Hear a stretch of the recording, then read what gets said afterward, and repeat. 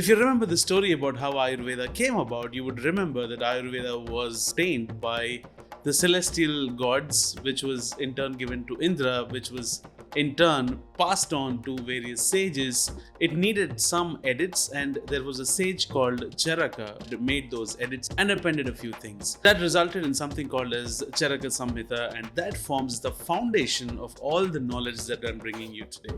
Charaka Samhita has been divided into 8 different modules or chapters, as you may call them, where each of them talks about one distinct element of one aspect of your health. Let's start looking at what these 8 chapters or modules are. First in the order is Sutrasthana, which covers all the fundamental aspects of what Ayurveda is all about, and it also defines certain things for us. For example, when you speak about doshas, when you speak about what kind of body composition that you're made of, vata, pitta or kapha, so when you speak about all these definitive terms, all these definitive terms are defined in the chapter called as Sutrasthana, which basically entails all the fundamental terms that you need to be aware of. The second chapter is Nidhanasthana, which covers all the diagnoses of different kinds of ailments one is vulnerable to, and what are the deficiencies that your body is going through, and how do you, and what, and the identification of these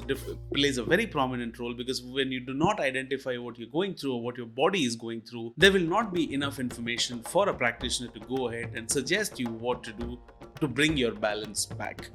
The third chapter is something called as Vimanasthana, which talks about quantifying these deficiencies or areas where imbalance is caused. The next chapter in Charaka Samhita would be Sharirasthana, which means that it looks at your holistic well-being, not just your physical wellness, but also your mental wellness and also your spiritual wellness. So it kind of looks at the whole process from a holistic view and brings to you what needs to be done to regain that balance. Next chapter of Charaka Samhita talks about Indriyasthana, which means it looks at your lifespan from your sensory organs perspective.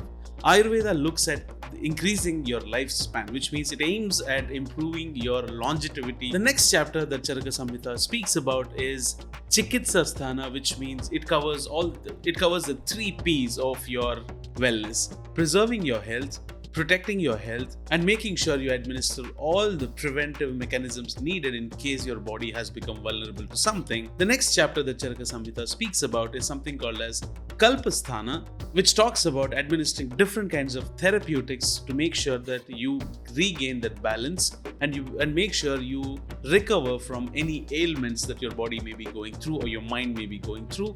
The last chapter, Siddhisthana. Kalpasthana is identifying the problem and administering different kinds of therapeutics to make sure you regain your balance, while Siddhisthana talks about ongoing maintenance of this routine and discipline to make sure this becomes a part of your life as a discipline and not just a one-time activity. Thank you so much for staying tuned, and I will see you again in the next session with a very, very, very interesting topic.